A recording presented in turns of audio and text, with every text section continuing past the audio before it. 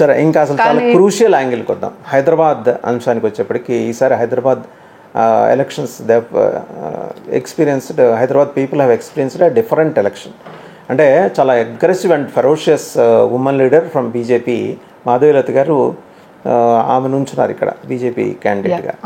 So అవతల she even forced Owaisi to visit the temple. అక్కడికి వచ్చి టెంపుల్కి వచ్చి అక్కడ ఆశీర్వచనం తీసుకొని వెళ్ళేదాకా ఆవిడ లాక్కు రాగలిగింది. సో ఒక రకంగా ఏంటంటే ఒక మార్పు అయితే అవి తీసుకురాగలిగింది. ముస్లిం మహిళల ఓట్లు ఆమెకు మెజారిటీ పడ్డాయని సర్వే అవుట్కమ్ నుంచి మనకు అందుతున్న సమాచారం. నిజమేనా? సర్వేస్ అలా వస్తున్నాయి. అవును, we're expecting a very good fight in Hyderabad parliament అండి. ఈసారి కూడా అంటే ప్రతిసారి కేంద్రం ఫోకస్ చేస్తుంది, అలానే ఏ పార్లమెంట్ సెగ్మెంట్ కూడా వదలరు.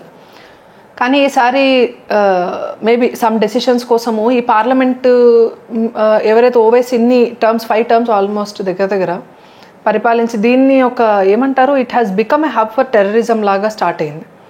అంటే ఒక సైలెన్స్ టెర్రరిజం స్టార్ట్ అయింది. దీన్ని అంతం చేయాలంటే ఫస్ట్ ఆఫ్ ఆల్ ఇక్కడ మన పొలిటికల్ పవర్ అనేది నడవాలి కంపల్సరీ. సో ఈసారి there must be someone who can fight that strong.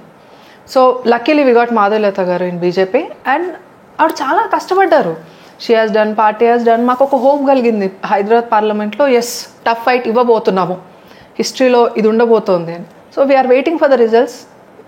Hope it should be good. And Madhavi Latha garu పార్లమెంట్కి వెళ్ళి నరేంద్ర మోదీ గారు 3వసారి ప్రధానమంత్రిగా ఆయన ప్రమాణ స్వీకారం చేసినప్పుడు మాధవీలత గారు కూడా హైదరాబాద్ పార్లమెంట్ నుంచి మే అనుకుంటూ కొంపెల్ల మాధవీలతాజీ అని మాట్లాడుకుంటే చాలా బాగుంటుంది చూడ్డానికి. ఆ పిక్చర్ చాలా బాగుంటుంది. బికాస్ దేశమంతా ఎదురు చూస్తుంది, అంటే చూస్తున్న పార్లమెంట్ సెగ్మెంట్స్లో ఒకటి రాహుల్ గాంధీ పోటీ చేస్తున్నదైతే ఇంకొకటి Owaisi Hyderabad parliament. So hoping for the best. Right. ఇంకా ఇంకొక ప్రధానమైన అంశం మనకి రోహింగ్యాస్ ఇష్యూ ఉంది ఇక్కడ.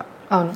అండ్ బంగ్లాదేశ్ నుంచి వస్తున్న రోహింగ్యానే కాకుండా అలా ఆఫ్ఘనిస్తాన్, పాకిస్తాన్, ఇంకా ఇరాన్, సిరియా నుంచి వస్తున్న టెర్రరిస్ట్ మూకలు, స్లీపర్ సెల్స్ అవన్నీ కూడా ఇక్కడ పాకెట్ అయి ఉన్నాయి. 10 ఏళ్ళ నుంచి మీరున్నారు. మీరు అనొచ్చు మేము అధికారంలోకి వచ్చిన తర్వాత, అంటే కేంద్రంలో హైదరాబాద్ లాంటి సున్నితమైన ప్రాంతాల్లో ఎక్కడ అల్లర్లు జరగలేదు, లేకపోతే ఈ బాంబు దాడులు ఏం జరగలేదు. I do agree. బట్ రోహింగ్యాలు ఓపెన్గా మీకు హైదరాబాద్ నడి రోడ్ల మీద ప్రతి ఆదివారం ప్లకార్డ్స్ పట్టుకొని వీఆర్ రోహింగ్యాస్ డొనేటర్స్ అని చెప్పి ఇలా అడగటం కాదు, బిచ్చం ఎత్తడం కాదు, బెదిరించి డబ్బులు వసూలు చేసుకెళ్తుంటే ఏం చేస్తుంది మీ కేంద్ర ప్రభుత్వం? ఇది when we get to this things Vasudevan గారు, అంటే కొన్నిసార్లు ఈవెన్ ఐ ఫీల్ చాలాసార్లు BJP has come a long way. You compare Congress and BJP government మీరు కంపేర్ చేస్తే కాంగ్రెస్ గవర్నమెంట్లో వాళ్ళకి ఇంకా చాలా ఫ్రీ హ్యాండ్ ఉంది. ఎందుకంటే ఇప్పుడు వాళ్ళు ప్లకార్డులు పట్టుకొని they are demanding for money. Congress గవర్నమెంట్లో కత్తులు పట్టుకొని, బాంబులు పట్టుకొని they have demanded money and వాళ్ళ ఆస్తులు గుంజుకున్న రోజులు కూడా ఉన్నాయి. సో బీజేపీ హ్యాస్ ఒక స్టెప్ ముందుకు వచ్చి దీన్ని కంట్రోల్ చేయడానికి ప్రయత్నాలు చాలా గట్టిగా చేస్తుంది. మార్పు ఎక్కడి నుంచి రావాలంటారు మీరు? It has to come from a community. If అది జరగనంత కాలం ఎక్స్టర్నల్గా మీరు ఎంత చేస్తున్నా అది కాని పనండి. అది ఎప్పటికీ కాదు. మీరు ఎంత పొలిటికల్ ప్రెషర్ పెడుతున్నా కూడా behind the screen there is a lot of drama that's happening. అది ఒక సామాన్యుడికి అర్థం చేయించాలి అని అంటే it has actually become a very big task for అస్.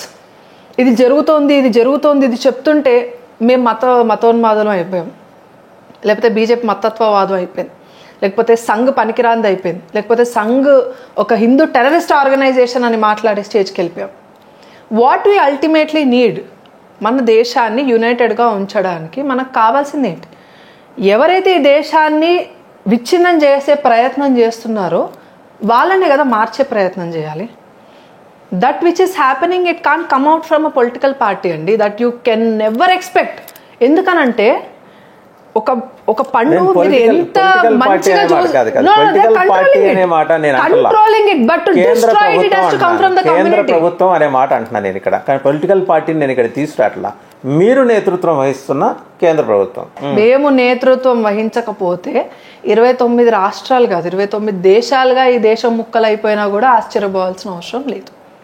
నరేంద్ర మోదీ ఆయన ఎంత దీని మీద అంటే ఒక విశ్లేషణ జరిపి దీనికి ఒక ఒక టీంని తయారు చేసుకొని పర్టికులర్గా ఎలాంటి సెన్సిటివ్ ఏరియాస్ ఉన్నాయి వాటిని టార్గెట్ చేసుకుంటూ చాలా చోట్ల దీన్ని తగ్గించే ప్రయత్నం చేశారండి. ఈ try to reduce that. But కంప్లీట్గా అంతరించుకోవాలంటే from where does it come, ఎక్కడి నుంచి మనకు ఆ మార్పు రావాలి, అది కదా మనం ఇప్పుడు ప్రయత్నం చేయాలి. ఇప్పుడు ఏం తీసుకొచ్చినా హిందూ ముస్లిం అంటారు, మతం అంటారు, ఇదంటారు. కానీ when facts are being exposed, this is the fact, ఇది చూసుకోండి, ఇలా జరిగింది, ఇది మన హిస్టరీలో ఇలా జరిగింది, ఇప్పుడు ఇలా జరుగుతోంది, ఎవరు పట్టించుకుంటున్నారు? మార్పు ఎక్కడి నుంచి రావాలనేది నా ప్రశ్న. మార్పు ఎక్కడి నుంచి రావాలి? కమ్యూనిటీ నుంచి రావాలంటారు. ఇక్కడ రాష్ట్రంలో ఒక ప్రభుత్వం ఉంది. ఏ ప్రభుత్వం ఎవరండి, ఎవరు పరిపాలించిన ఏ పార్టీ నుంచి ప్రభుత్వం అయితే ఉంది. ప్రభుత్వాన్ని మీరు time and again you need to ask, you need to instigate that they need to be addressed అని చెప్పాలి. మీరు ఎందుకు చెప్పలేకపోతున్నారు? చెప్పడానికి మీకున్న మొహమాటాలు ఏంటి?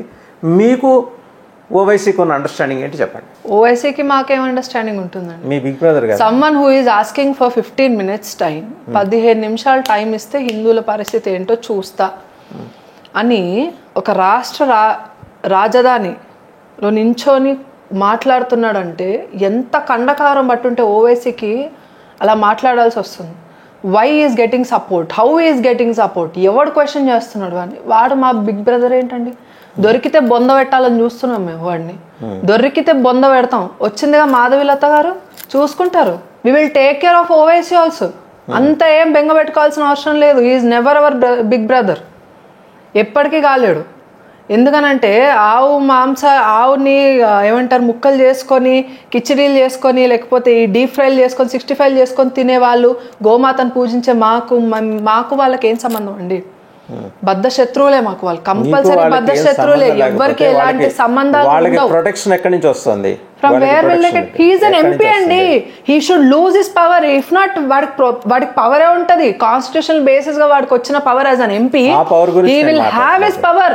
ఎక్కడి నుంచి వస్తుంది ప్రొటెక్షన్ అంటే he will get the protection from constitutional basis. నేను మాట్లాడట్లేదు. రోహింగ్యాలను వెనకేసుకొస్తున్న ఎంఐఎం ని మీరు ప్రాపర్ గా హ్యాండిల్ చేయలేకపోవటానికి మీకున్న కారణాలు ఏంటి? దాని వెనకాల ఉన్న బలహీనతలు ఏంటి?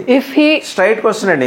స్ట్రైట్ ఆన్సర్ అండి. మొహమాటం మాకు కూడా లేదు. మాకెందుకు ఉంటుంది మొహమాటం? వాడేవాడు, మేమెవరు?